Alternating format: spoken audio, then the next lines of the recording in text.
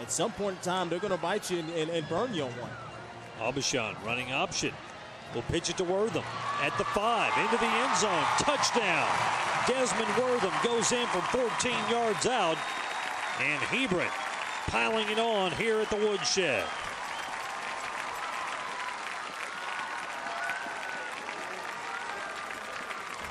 This is well executed on the option play. Great seal block there, and it's the quarterback and the defender one-on-one. And once you make that defender commit to one play or the other, you just simply pitch it out there to your talented tailback, and he coasts in for the touchdown. This is a great shot here. When that defender commits his shoulders, hey, that's easy money. Kick that football out to your running back and let him go to the house. Another high snap, but this time Aubuchon gets the ball down, and Walker puts it through the uprights. 26-3, Hebron with the lead.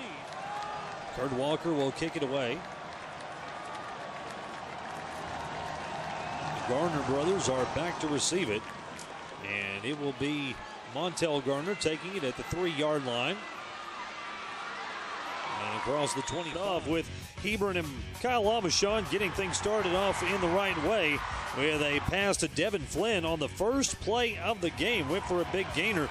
The Hawk defense was just as adept at shutting down that Heritage offense here in the first half. And you see Kurt Walker reel in a 50-yard touchdown pass from Aubuchon. And then later, Keontae Griffin doing a nice job, along with Desmond Wortham, of piling up yardage for this Hawk offense. The Hawks really firing on all cylinders, and that's a little bit unusual for a team playing their first game of the year, LD. A team's punter is also a running quarterback. You got to watch out. Aubuchon throws it downfield. Walker's there with the catch, and now the Hawks are in scoring position. That's pretty much been the MO all night tonight. Ever since the Heritage defense would make a play and force a punting situation or maybe force a field goal situation, they pick up that first down, and then the Hawks come right back and attack. And this has been the way all night. These two have hooked up on a big touchdown already. 46-yard gain to Kurt Walker, and it puts the Hawks on the 5-yard line, 1st and goal. Man, the running back and the quarterback wisely read that and took it himself in the end zone. Just so many weapons on this offense, and Kyle Aubuchon is at the trigger point of it. Kurt Walker with the PAT. 33-6 our score. 8:29 remaining in the third quarter, and the wood has officially been brought by the Hebron Hawks tonight. The offensive line down there next to the tackle showing his blocking skill. The handoff to Damian Delaney, and Delaney scoots his way into the end zone from 9 yards out. The 5th Hebron Hawk to score a touchdown tonight, and makes it 39-6. Well, again, this offensive line, they too have played well, and they're anchored by their center there, C.J. Mejia, number 65, and they lean on that left side, and that's big Will Juarez over there too, doing work on the left side, and that's just a trot in the end zone there by Damian Delaney.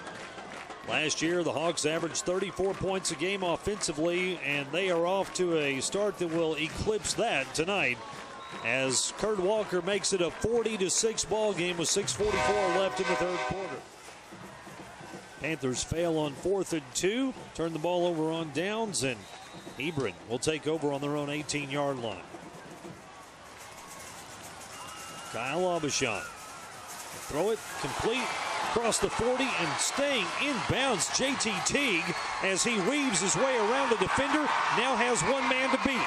Teague picks up a block and takes it into the end zone, 82 yards.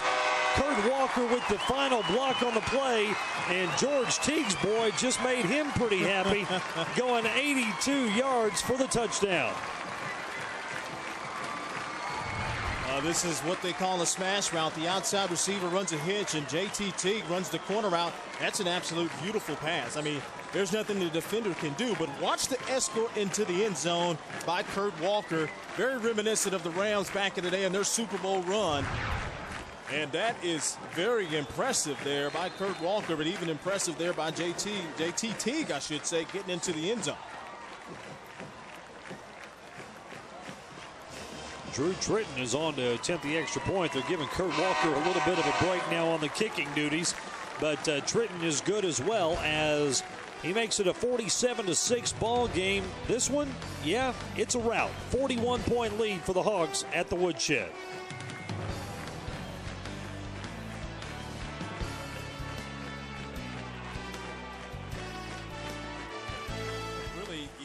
get used to that because he's got the receivers that can take a 5-yard route to the house, 75 yards or more. So he's got the tools on the outside, but also he's a pretty sharp guy too. Apparently, yeah, likes to practice dance moves between offensive series. Higher level. A very impressive win tonight here by the Hawks. Brian Brazel with his 80th win as the head coach of the Hebron Hawks, a 60-27 victory over Mike Fuller and the Colleyville Heritage Panthers tonight, who fall to 1-1. And we take a look at our final stats brought to you by Academy and Under Armour. And you look at the total yardage, LD, 505 for the Hawks compared to 416 for the Panthers. The turnovers were big for Colleyville Heritage tonight. 4 turnovers in this ball game, and a couple of them led directly to scores. Yeah, and you look at that, the 4 turnovers, like you just mentioned, really hurt them and really took a lot of the life out, I would say, out of the Panthers' offense and really put their defense in different types of binds. And you look at the time of possession, really not that much different than the time of possession. Obviously, Hebron led the penalty category, so just some mistakes that they could not overcome for the Panthers, and really the Hawks just pulled away, and there was no looking back at that point. Biggest difference in this ball game was on the scoreboard. 60-27, the final score, as the Hawks win it at the Woodshed. Thanks to everyone who worked hard on this one, including our spotter Chris Montoya, our statistician Robert Walton. For Joe Gum and LaDarren McClain, I'm Doug Anderson, and we'll see you next week in Allen as the Longview Lobos come to the Metroplex to take on the Allen Eagles. Until then, good night, everyone.